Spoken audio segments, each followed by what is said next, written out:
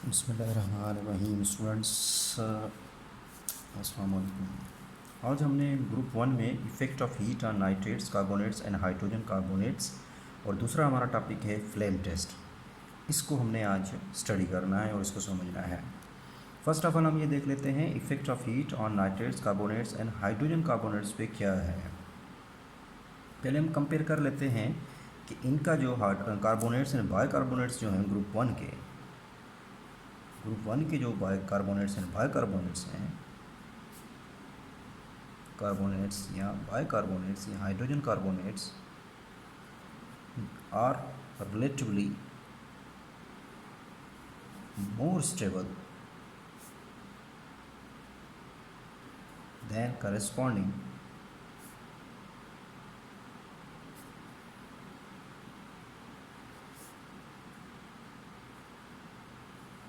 compounds of group 2 elements। मतलब group 1 के जो कार्बोनेट्स एंड बाइकार्बोनेट्स हैं ये ज़्यादा स्टेबल होते हैं than corresponding compounds of group 2 elements के जो है उससे। अगर हम देखें पहले कहानी हम देख लेते हैं कार्बोनेट्स की। अगर देखें तो carbonates down the group, let's suppose हमारे पास है sodium carbonate and sorry lithium carbonate आता है, पहले लिथियम आता है, इसका कार्बोनेट बना देंगे Li2CO3। Next sodium carbonate, potassium carbonate, rubidium carbonate, lithium sodium potassium rubidium and caesium carbonate. These are the carbonates. इनकी जो स्टेबिलिटी है towards the heat down the group क्या करती है, इंक्रीज करती है। इनकी जो स्टेबिलिटी होती है डाउन द ग्रुप क्या करती है, इंक्रीज करती है। मीन्स के डाउन द ग्रुप आते हैं तो हीट मीन्स कि हम पढ़ रहे हैं हीट की तरफ, तो स्टेबिलिटी जो होती है, stability to heat towards heat increase down the group. Down the group में इन कार्बोनेट्स की जो स्टेबिलिटी है वो क्या करती है, इंक्रीज करती है। सबसे जो अनस्टेबल हम कह सकते हैं या आसानी से डिकम्पोज हो जाता है दैट इज़ लिथियम। लिथियम क्या करता है Li2CO3 दैट इजीली डिकम्पोज्ड, ये आसानी से डिकम्पोज हो जाता है, डिकम्पोज्ड। जबकि सबसे मुश्किल जो है, बहुत टफ जो है, वो कौन सा है, हार्ड, मतलब बहुत आसानी से ये जो है सीजियम जो कार्बोनेट है that does not easily decomposed, ये आसानी से डिकम्पोज नहीं करता, या hard to decompose, does not easily to decompose. ठीक है, रीज़न क्या है कि क्यों ऐसा है कि लिथियम इजीली डिकम्पोज और क्यों स्टेबिलिटी जो होती है टुवर्ड्स द हीट जो होती है इनकी, यहाँ पे हीट लिखना भूल गया, टुवर्ड्स द हीट जो होती है वो इंक्रीज़ करती है डाउन द ग्रुप, ऐसा क्यों है, रीज़न क्या है। रीज़न देखेंगे, अगर हम देखेंगे लिथियम से अगर हम आए सीजियम की तरफ, लिथियम टू सीजियम की तरफ जाते हैं तो फिर क्या करता है, डाउन द ग्रुप आते हैं, केटाइन का साइज़ क्या करता है, इंक्रीज़ करता है। साइज़ ऑफ केटाइन मीन्स के केटाइन का जो साइज़ है वो क्या करता है, इंक्रीज़ करता है down the group.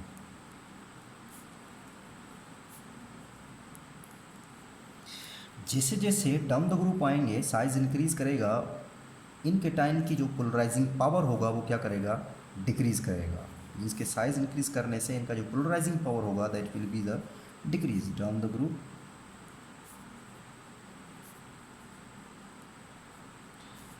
There polarizing power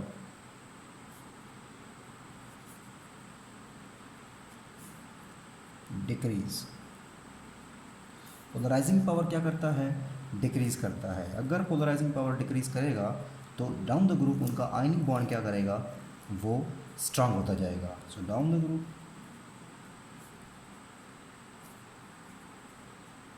the strength of ionic bond, the strength of ionic bond increase। Down the group आते हैं तो आयनिक बॉन्ड की जो स्ट्रेंथ है वो क्या करती है, इंक्रीज़ करती है। तो जैसे जैसे आयनिक बॉन्ड स्ट्रांग होता जाएगा यू नो वेल कि फिर वो आसानी से टूवर्ड्स द हीट क्या करेगा, डिकम्पोज नहीं करेगा।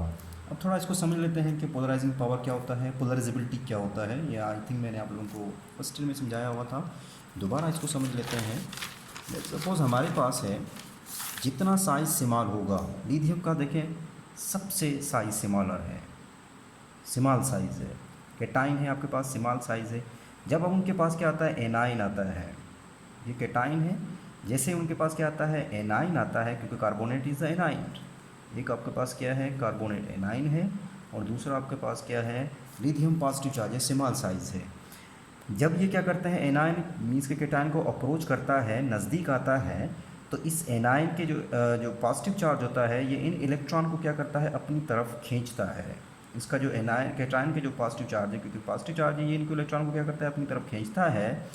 लेकिन इसका जो न्यूक्लियस है, इसको ये क्या करता है, रिपेल करता है। न्यूक्लियस को क्या करता है, रिपेल करता है, जबकि इलेक्ट्रॉन को वो क्या करता है, अट्रैक्ट करता है। इस दौरान क्या हो जाता है, जब न्यूक्लियस को रिपेल करता है, इलेक्ट्रॉन को अट्रैक्ट करता है, तो इसका जो शेप होता है, जो आपके पास जो इलेक्ट्रॉन की जो डिस्ट्रीब्यूशन होती है, वो सिमेट्रिकल होती है।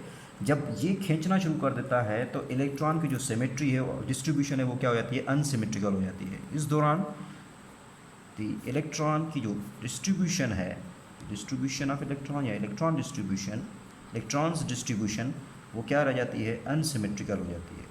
क्योंकि इलेक्ट्रॉनिक क्लाउड क्या होता है, डिस्टर्ब हो जाता है, because the electronic cloud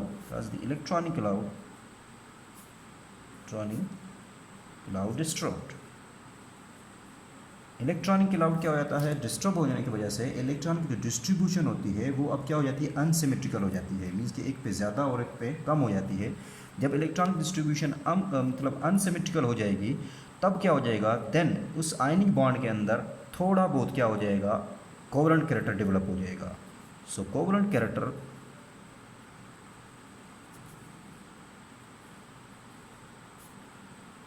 character will appear in ionic bond. उस आयनिक बॉन्ड के अंदर क्या हो जाएगा, कोवलेंट कैरेक्टर अपीयर हो जाएगा। जब कोवलेंट कैरेक्टर अपीयर हो जाएगा, इसका मतलब है कोवलेंट बॉन्ड मतलब कोवलेंट कैरेक्टर आने की वजह से वो बॉन्ड क्या हो जाता है, वीक हो जाता है। सो बॉन्ड क्या हो जाता है, अब वीक हो जाता है ड्यू टू कोवलेंट कैरेक्टर। उस कोवलेंट कैरेक्टर की वजह से बॉन्ड वीक हो जाता है। So it is easily decompose, it is easily decomposed to heat towards या हीट या towards heat। तो हीट की तरफ ये क्या हो जाता है, आसानी से डिकम्पोज हो जाता है। तो लिथियम Li2CO3 स्टेबल, मतलब लेस स्टेबल है। क्यों, बिकॉज इसके अंदर क्या है, लिथियम और कार्बोनेट के दरमियान में आपके पास क्या आ गया, अब कोवलेंट कैरेक्टर डेवलप हो गया, बिकॉज ऑफ स्मॉल साइज होने की वजह से। जब स्मॉल साइज के टर्न की वजह से जब ये क्या करता है, ये पोलराइजिंग पावर जब मीन्स के अपने इलेक्ट्रॉन को जब खींचता है और न्यूक्लियस को रिपेल करता है, तो उस दौरान इलेक्ट्रॉन का जो क्लाउड है वो डिस्टर्ब हो जाता है, और इलेक्ट्रॉन की जो डिस्ट्रीब्यूशन है वो अनसिमेट्रिकल हो जाती है। जब अनसिमेट्रिकल, तो इलेक्ट्रॉन की जब बॉन्ड बनता है, तो इलेक्ट्रॉन की शेयरिंग होना शुरू हो जाती है। जब इलेक्ट्रॉन शेयर होना शुरू होते हैं, इट मीन जब इलेक्ट्रॉन शेयर करते हैं, तो क्या हो जाता है, कोवलेंट कैरेक्टर आ जाता है, किसमें, आयनिक बॉन्ड में आ जाता है, जिसकी बिना पे ये बॉन्ड क्या हो जाता है, वीक हो जाता है। तो ये क्या हो जाता है, डिकम्पोज हो जाता है Li2O में, प्लस किस में हो जाता है, CO2 में। ठीक है, CO2 यहाँ से एब्जॉर्ब निकल जाते हैं। तो अब हम लिखेंगे इसको, इंक्रीजिंग अंडर में स्टेबिलिटी लिखेंगे, तो Li2 टूवर्ड थर्मल स्टेबिलिटी की तरफ लिखेंगे। Li2CO3 कौन सा ज़्यादा थर्मल स्टेबिलिटी, ये लेस स्टेबल है देन किससे, सोडियम कार्बोनेट। फिर ये लेस स्टेबल है किससे, potassium carbonate, and than less stable then rubidium carbonate, and than less stable then caesium carbonate. तो ये हो गई थर्मल स्टेबिलिटी, ठीक, इनकी। इसी तरह सेम उस तरह बाइकार्बोनेट्स की भी है, LiHCO3, सेम इसी तरह ही है इनकी भी, बाइकार्बोनेट्स की भी, NaSCO3 and then KSCO3 and then RbSCO3 and then CsSCO3। Bicarbonate का भी सेम केस है, ये भी इसी तरह ही, इस तरह कार्बोनेट्स हैं। लेकिन अगर देखा जाए, कार्बोनेट्स जो होते हैं, carbonates are more soluble in water than bicarbonates. Carbonates जो होते हैं ज़्यादा सॉल्युबल होते हैं इसमें वाटर में देन बाइकार्बोनेट्स। दीज इनके बाइकार्बोनेट्स को हम अगर फॉर एग्जांपल कार्बोनेट्स को अगर हम तोड़ते हैं दोबारा हम बाइकार्बोनेट्स हासिल कैसे करेंगे, तो बाइकार्बोनेट्स को हासिल करने के लिए हम क्या करेंगे, अगर हम चाहते हैं कि हमारे पास बाइकार्बोनेट्स के प्रेसिपिटेट आ जाएँ, वी हैव टू ऑब्टेन, या हम हासिल करना चाहते हैं किसके बाइकार्बोनेट्स के पीपीटी हासिल करना चाहते हैं, तो फिर आपके पास जो होगा कार्बोनेट का जो सोल्यूशन होगा, लेट्स सपोज Na2CO3, उसका जो सोल्यूशन होगा उसमें से आप क्या कर दें, कार्बन डाइऑक्साइड को पास करवाएं, तो आपके पास क्या आ जाएगा NaSCO3, ये किस फॉर्म में आ जाएगा, PPT की फॉर्म में आ जाएगा। तो आपने क्या होगा सेचुरेटेड सोल्यूशन ऑफ द किसका, कार्बोनेट का, उसमें से पास करवाएं किसको, कार्बन डाइऑक्साइड को पास करवाएं, then you have obtain the precipitate of bicarbonate. तो आपके पास किसके प्रेसिपिटेट आ जाएंगे, बाइकार्बोनेट्स के आ जाएंगे। तो ये था आपके पास किसका, कार्बोनेट्स का। अब हम बात करते हैं नाइट्रेट्स की, बात करते हैं नाइट्रेट्स।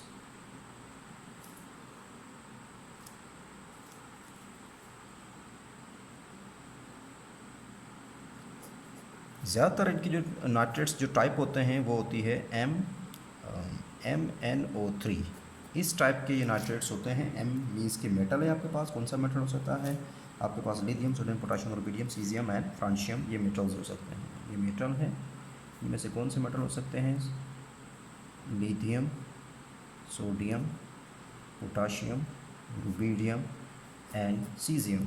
दे आल्सो, ये भी क्या करते हैं, डिकम्पोज हो जाते हैं ऑन हीटिंग। जब आप इसको हीट करते हैं तो ये डिकम्पोज हो जाते हैं, लेकिन जब ये डिकम्पोज करते हैं तो उस दौरान इनकी जो प्रोडक्ट बनेगी दैट विल बी, क्योंकि ये नाइट्रेट हैं, दीज आर द NO3 जो होता है ये नाइट्रेट होता है।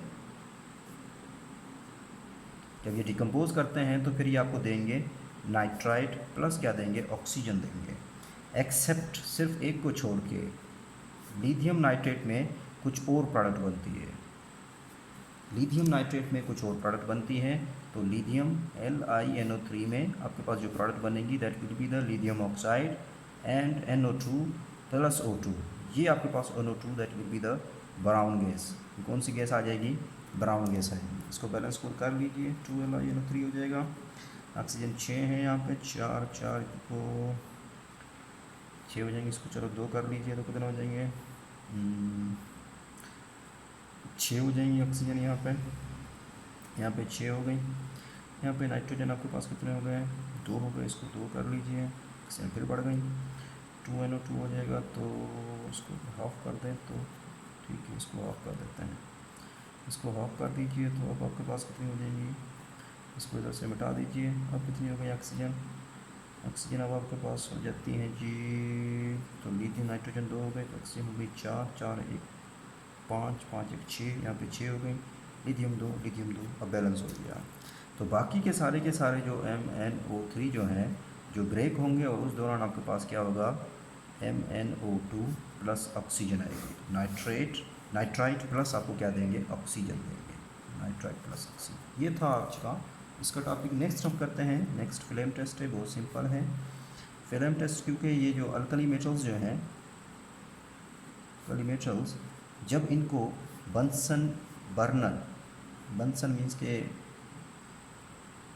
आग के सामने लेकर आते हैं, बंसन बर्नर के सामने लेकर आते हैं, तो they impart the colour to the flame. उसका जो फ्लेम होता है उसका कलर आपको नज़र आता है, they impart the colour to flame, colour to the flame. तो ये क्या करते हैं, फ्लेम को एक कलर इम्पार्ट करते हैं।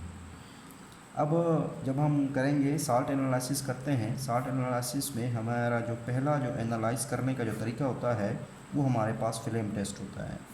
फ्लेम के ज़रिए भी हम साल्ट की एनालिसिस कर सकते हैं। हम कैसे करते हैं, लेट्स सपोज आपके पास क्या होगा, एक साल्ट का कंपाउंड है, कोई भी है, साल्ट है आपके पास। आपने क्या करना है, उस साल्ट को फर्स्ट ऑफ ऑल आपने एक प्लाटिनम या निक्रोम की वायर लेनी है, प्लाटिनम और निक्रोम की क्या करनी है, वायर लेनी है। आपने इसको मीन्स के डिप करना है किसमें, HCl, कंसनट्रेटेड HCl में, कंसनट्रेटेड HCl में डिप करना है, ताकि ये जो वायर है क्लीन हो जाए, क्योंकि ये वायर का अपना कलर जो है वो फ्लेम को इम्पार्ट ना करे। इस वजह से उसको कलरलेस बनाने के लिए हम क्या करते हैं, उसको कंसनट्रेटेड HCl 3-4 मरतबा इसको रिपीट करना है, फ्लेम के सामने लेकर जाएं, फिर अगर कलर देता है दोबारा इसको HCl में डिप करें, तो एट द एंड जो है ये क्या हो जाएगी, कलरलेस हो जाएगी।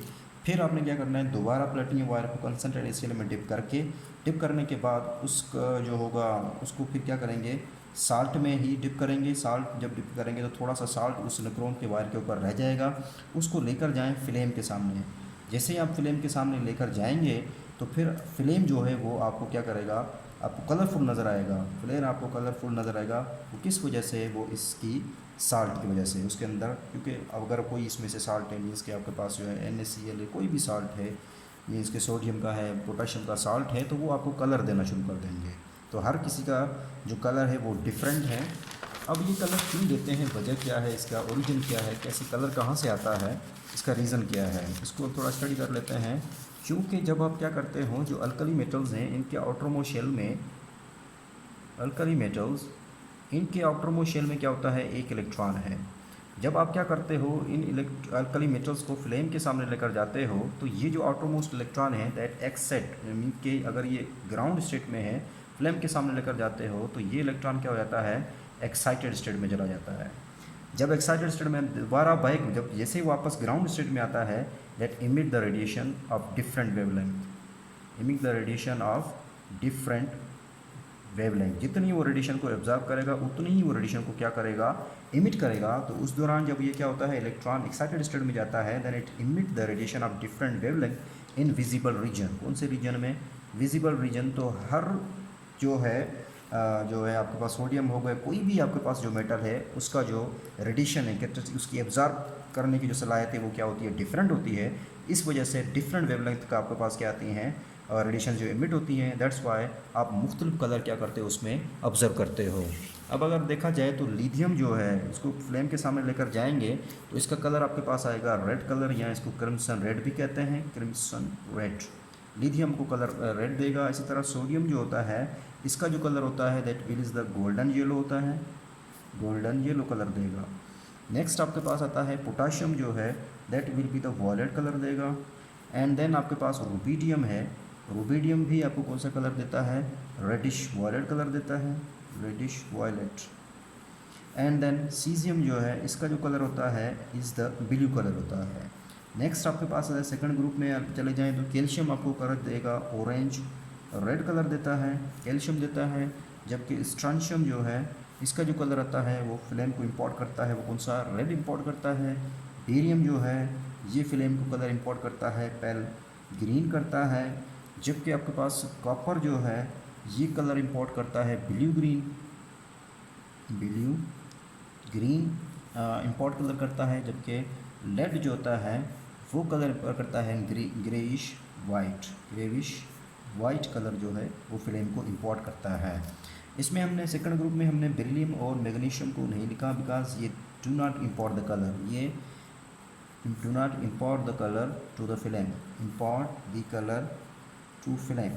ये फ्लेम को कलर इंपोर्ट नहीं करते, क्यों नहीं करते, because due to their high ionisation energy, due to their high ionisation energy. उनकी आयनाइजेशन एनर्जी क्या होती है, बहुत हाई होती है, जिसकी बिना पे ये क्या करते हैं, इनमें एक्साइटेशन ही नहीं होती।